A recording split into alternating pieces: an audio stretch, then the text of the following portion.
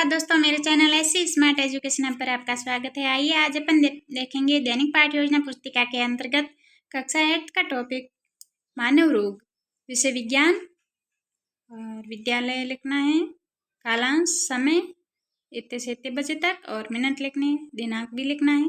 इसके बाद उद्देश्य और अपेक्षित व्यवहारगत परिवर्तन में उद्देश्य ज्ञानात्मक उद्देश्य में छात्र रोगों का प्रत्यास्मरण कर सकेंगे, छात्र रोगों का प्रत्याघान कर सकेंगे, अबोधात्मक में छात्र रोगों के महत्व को जान पाएंगे, छात्र रोगों में विभेद कर पाएंगे। अनुप्रयोगात्मक में छात्र मानव रोगों को दैनिक जीवन में उपयोग कर सकेंगे, छात्र मानव रोगों को उच्च कक्षा में उपयोग ले सकेंगे। कौशल में लिखना है, मानव रोगों के बारे में व्याख्या कर पाएंगे छात्र।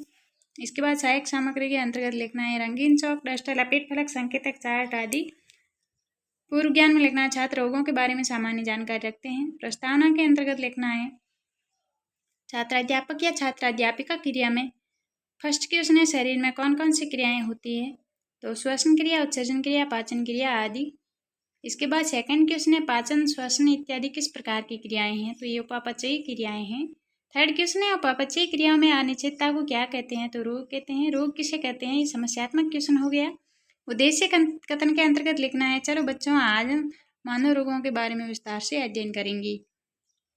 प्रस्तुतिकरण या पाठ का विकास के अंतर्गत अध्यापन बिंदु मानव रोग है। छात्र अध्यापक या छात्राध्यापिका क्रिया में विकासात्मक क्वेश्चन है ऊर्जा किसे कहते हैं। सेकंड है ऊर्जा का शरीर का पूर्ण क्षमता से कार्य न कर पाना किस कारण होता है, रोग की उपस्थिति के कारण। थर्ड क्वेश्चन है रोग कितने प्रकार के होते हैं, ये समस्यात्मक क्वेश्चन हो गया।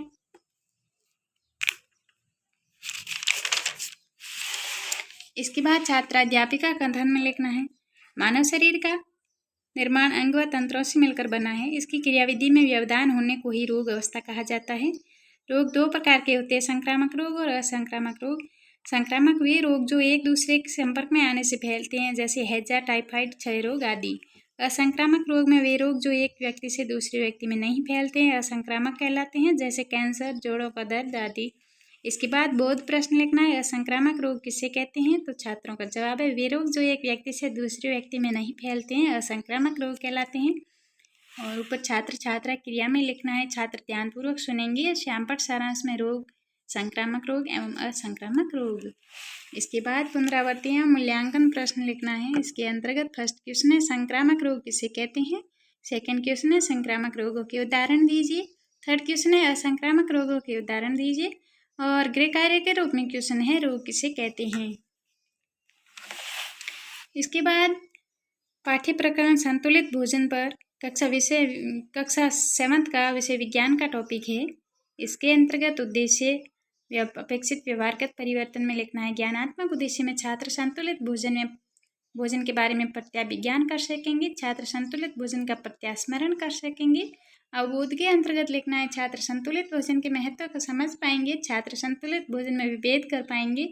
इसके बाद अनुप्रयोगात्मक में लिखा है छात्र संतुलित भोजन से प्राप्त ज्ञान दैनिक जीवन में उपयोग कर पाएंगे, और छात्र संतुलित भोजन से ज्ञान को उच्च कक्षाओं में भी प्रयोग कर सकेंगे। इसके बाद कौशल के अंतर्गत लिखना है छात्रों को संतुलित भोजन से प्राप्त ज्ञान को इसकी व्याख्या कर सकेंगे और चार्ट बना सकेंगे ज्ञान से। इसके बाद सहायक सामग्री के अंतर्गत लिखना है रंगीन चौक, डस्टर, संकेतक, लपेट फलक, कक्षा उपयोगी सामग्री इत्यादि। पूर्व ज्ञान में बच्चे संतुलित भोजन के विषय में सामान्य जानकारी रखते हैं। प्रस्तावना के अंतर्गत लिखना है फर्स्ट क्वेश्चन हम जीने के लिए क्या करते हैं, तो भोजन से हमें क्या मिलता है, ऊर्जा। भोजन में कौन कौन से अवयव होते हैं, कार्बोहाइड्रेट, प्रोटीन, वसा आदि। इसके बाद है जिस भोजन में सभी आवश्यक तत्व उपस्थित हो उसे क्या कहते हैं, ये समस्यात्मक क्वेश्चन हो गया। इसके बाद उद्देश्य कथन या पाठाभिसूचन में लिखना है छात्रों आज हम संतुलित भोजन के बारे में विस्तार से अध्ययन करेंगे। इसके बाद प्रस्तुतिकरण के अंतर्गत लिखना है अध्यापन बिंदु में संतुलित भोजन, छात्राध्यापक या छात्राध्यापिका क्रिया में विकासात्मक प्रश्न, सजीवों को भोजन की आवश्यकता क्यों होती है, ऊर्जा प्राप्ति के लिए। सेकंड है जिस भोजन में सभी अवयव मौजूद हो उसे क्या कहते हैं, तो निरुत्तर। अगले पेज पे छात्राध्यापिका क्रिया, इसके अंतर्गत भोजन में आनुपातिक रूप से सभी अवयवों का उपस्थित होना ही संतुलित भोजन कहलाता है। ये अवयव कार्बोहाइड्रेट, वसा, प्रोटीन एवं खनिज, विटामिन होते हैं। इनमें से किसी भी तत्व की कमी हो जाने पर भोजन असंतुलित हो जाता है, जिनसे शरीर में इसकी कमी हो जाती है तथा इसे कुपोषण कहते हैं। फिर बोध प्रश्न के अंतर्गत लिखना है भोजन में आवश्यक तत्वों की कमी होने पर क्या हो जाता है, तो कुपोषण हो जाता है। छात्र छात्रा क्रिया के अंतर्गत लिखना है छात्र ध्यानपूर्वक सुनेंगे। भोजन के अवयव कार्बोहाइड्रेट, वसा, प्रोटीन, खनिज लवण, जल और विटामिन। इसके बाद पुनरावृत्ति मूल्यांकन क्वेश्चन के अंतर्गत लिखना है फर्स्ट क्वेश्चन संतुलित भोजन की कमी से शरीर में खाली जगह हो जाता है।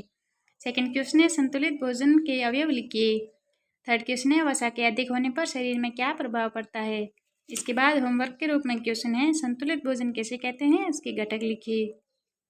तो इस प्रकार ये 2 पाठ्य प्रकरण थे दैनिक पाठ्य योजना के। अगर आप मेरे चैनल पर नए हैं तो चैनल को सब्सक्राइब कर लेना, बेल आइकन को प्रेस कर देना ताकि नए आने वाली वीडियोस की आपको नोटिफिकेशन समय पर प्राप्त हो। वीडियो अगर आपको थोड़ा सा भी हेल्पफुल लगा हो तो वीडियो को लाइक कर देना, अपने दोस्तों के साथ शेयर कर देना। थैंक्स फॉर वॉचिंग दोस्तों।